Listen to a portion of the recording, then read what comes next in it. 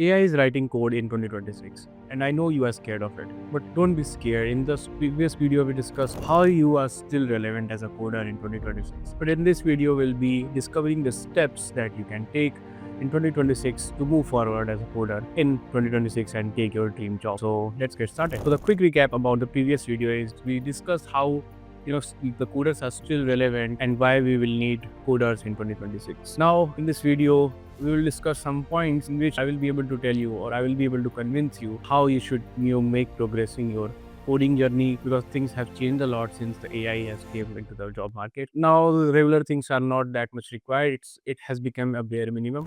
Before I tell you all the 5 points of being relevant and how to learn the coding in 2026, and before we open the Pandora's box, let's just explore what the AI leaders and different CEOs of tech companies have to say about the topic that we are touching today. So there are different opinions by the AI leaders today, and Sam Altman had said that AI can replace all the developers and a lot of majority of the tasks that the coders and developers are doing these days. But Satya Nadella has different views on this. He said that every professional needs to understand the code and the core principles behind it, because all the code that ChatGPT or any other AI is giving you have to understand it before integrating that.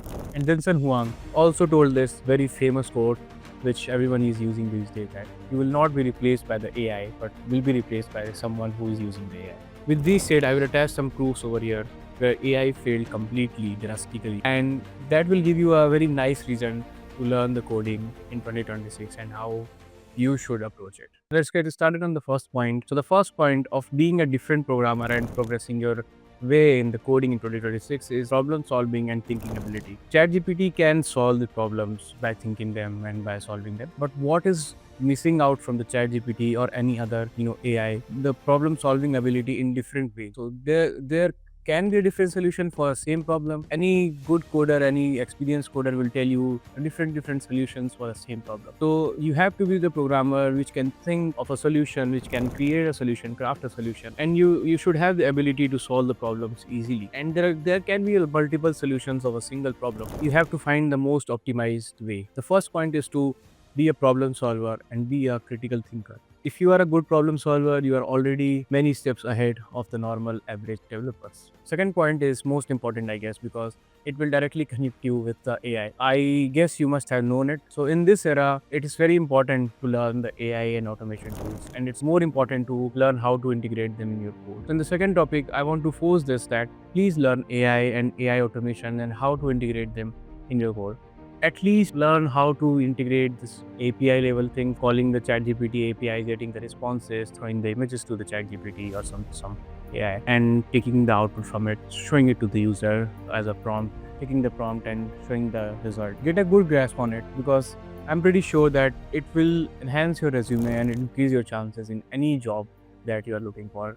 Doesn't matter if it's in Java or anything else. I have seen a lot of resumes myself, and people who are interested in AI, people who are building AI tools are getting more popular now, are getting more selected now, because companies want AI in everything and automations in everything right now. You cannot avoid the AI automation and AI integration. And I think this is the most important point of this video. To learn, you cannot skip the AI automation and AI integration part. You have to learn it, you have to build the tools that uses AI and ChatGPT or some other AI to build some tools, maybe image generation or something. With this, we will move forward to our third and another important point. The third point is understanding the user need. A lot of developers and coders these days are just shipping the features with a lot of speed, but they are not caring about the user needs, the user experience, and the user feedbacks, actually, because it can make and break your product, but they are not focused on that. I think as a developer these days, you have to focus a lot on user needs, because user can find anything easily via ChatGPT or any other AI, and you have to give them a good reason, solid reason to use your application or use your website. So I think every developer should care about the user needs and what the user needs, how the user should experience your application. Nowadays it has changed a lot, because you have to make the things very minimal. People are not used to click on a lot of things or a lot of items. They just want minimal actionable items. So this is just one of the example of user needs, and you have to be very careful of the user needs. If you are developing any feature, if you are building any application, if you are building any website, you should be very, very aware of the user needs and the user experience, which I think is most commonly not found in the average developers or the developers who are not trying to upgrade themselves. I think this is also a very important point that you should take care of. Fourth point is pretty common. I don't think it generally says about 2026. It's relevant in all the year. By open source contribution, I don't mean that you should go to any other any repo in the GitHub and just contribute on the documentation part. Just understand the code which is there on the open source, understand it fully, try shipping some features, try helping the contributors, genuinely do the open source contribution on it. Don't just waste your time and the contributors' time on it by not learning anything and just filling up your GitHub. So it doesn't matter if you are just filling up your GitHub and making it active. We, the recruiters, if you will check your GitHub, we'll see, and we have that knowledge that we'll get a gist at what you are doing. So try building some personal projects. If you don't have any clients project and you cannot upload any clients project on GitHub, try doing some personal projects on GitHub and do a lot of open source contributions. I'm focusing on open source contributions in this point because I want you to see the real-time project's code, the production level code, how it works and what are the complexities of it, how engineer thinks, how senior level designer thinks, how a senior level engineer thinks and designs a product. So all of those things will be available to you via open source. You can go and just check it, download it, contribute to it, hopefully, and you will get a lot of learnings with that. In this point, I want to focus on one more thing, that don't waste your time doing open source contribution in the very wrong way.